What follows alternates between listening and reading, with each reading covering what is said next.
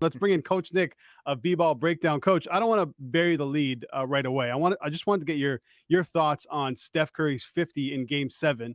I feel like the Kings and everyone else knew what was coming in that game, more or less. But why couldn't the Kings handle Steph Curry? Well, how can anybody handle Steph Curry, right? I mean, he's a guy who not only plays within a system where they run really great offense to get him open, but then he can ISO and target guys like Keegan Murray and go right by him. So it's not easy to do that. Mike Brown, probably should have been a little bit more familiar with how they could guard him. So it was very strange in the video I was doing, watching how they were defending the actions, but the problem is the ball moves so well with the Warriors that if you want to blast Curry and get it out of his hands, you can run the risk of giving up, easy cuts and layups. But I think that risk ends up being better than what you ended up seeing with him, leading them to a victory. So how will the Lakers handle Curry now heading into this game tonight? Well, it's a great question. And don't forget, the Kings defense is ranked 24th in the regular season. They were not a very good defensive team. The Lakers, after the trade through both subtraction and addition, were the second best defensive team in the league from that time on, and have continued to be a terrific defensive team in that first round. And Anthony Davis is an anchor there that's done amazing with them. So you have a guy like Schroeder who can navigate screens really, really well and can pressure the ball. So I suspect he will get a lot of minutes there to try and, wear him out and chase him down and make it difficult. It's about all you can do is, get the hand up, don't foul him on a 3-point shot.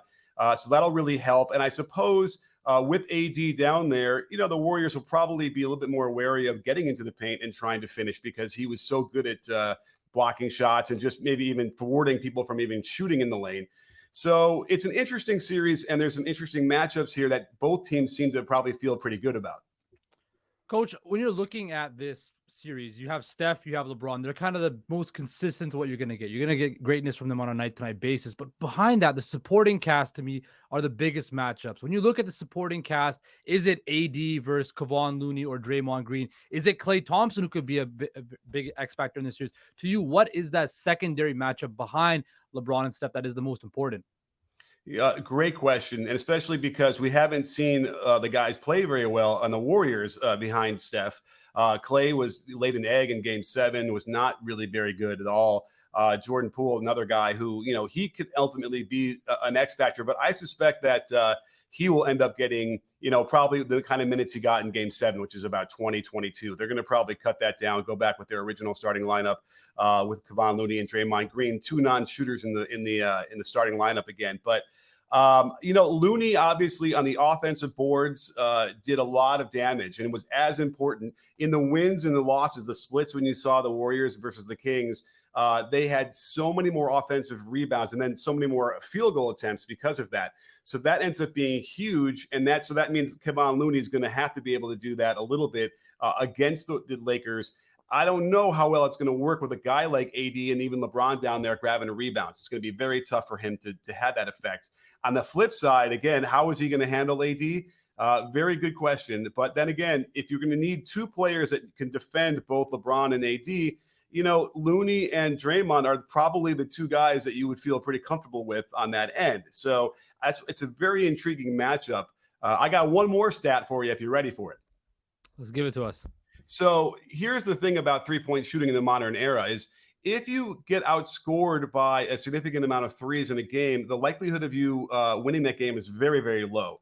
So, for instance, in the regular season this year, we saw last night when the Celtics got outscored by somebody's got outscored by 7 threes in the game. Mm-hmm. And in the regular season, 84% of the time, the team wins when they score 7 or more. It's a lot of threes to make more than the other team in the modern era. However, the Lakers do not shoot a lot of threes, and they do not shoot a lot of threes. They don't shoot threes well.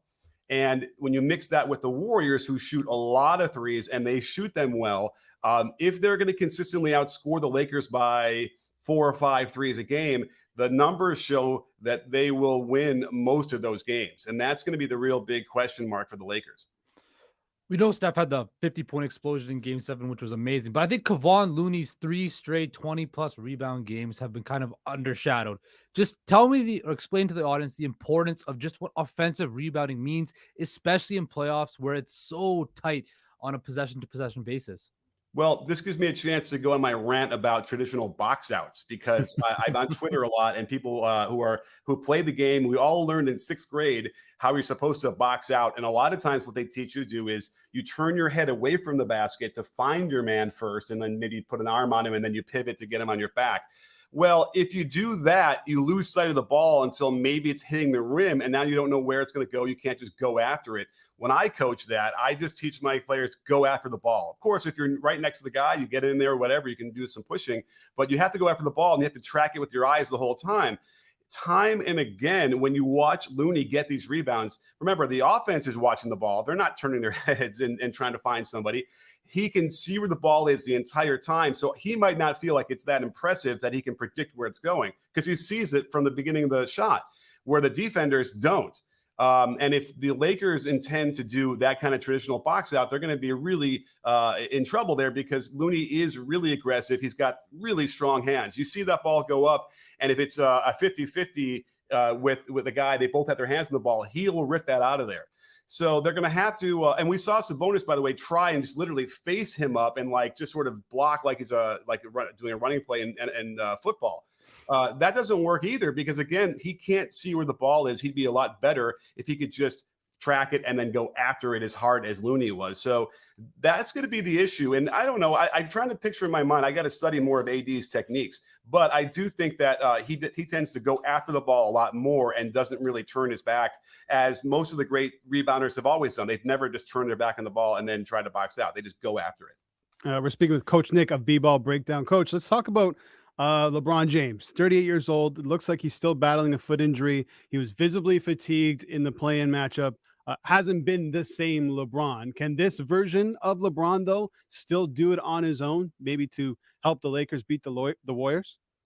I don't know. It's a tough one because remember they have guys like Wiggins who can wear him out. They have Draymond who can wear him out, and they have even Gary Payton might even try and pressure him a little bit too.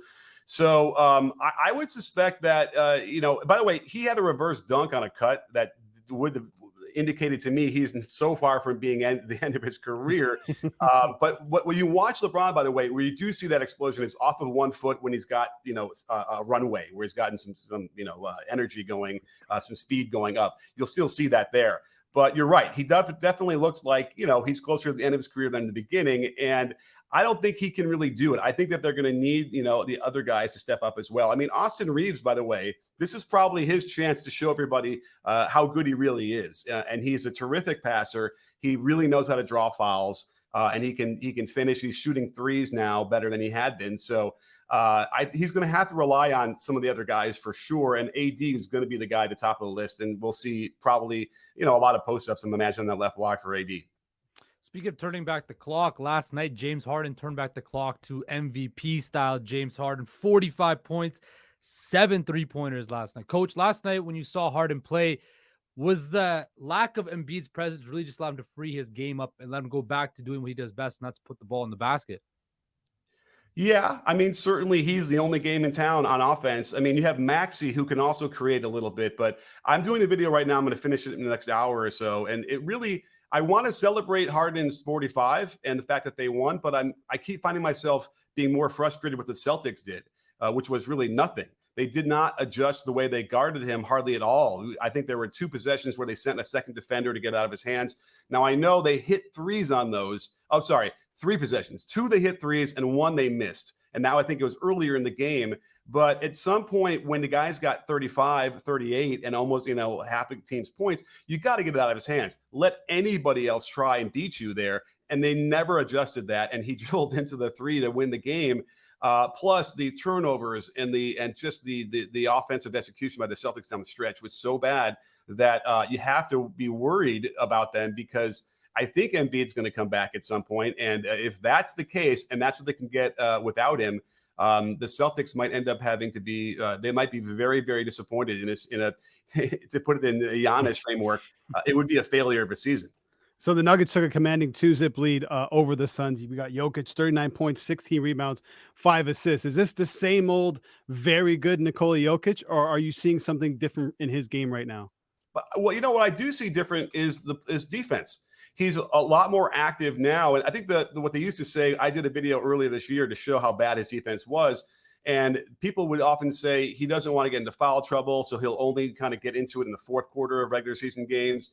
But now that we're in the playoffs, he has now turned it on. We're now seeing what's great about him is that as he will back down in those pick and rolls to defend and contain, his hands are really active, and it makes it really hard on those ball handlers because he's got long arms.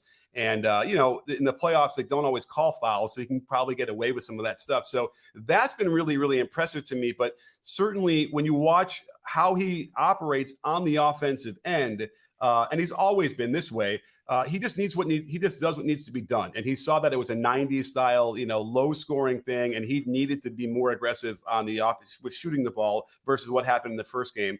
And I got to tell you, I don't know how the Suns are going to come back from a 2-0 lead now, a 2-0 deficit.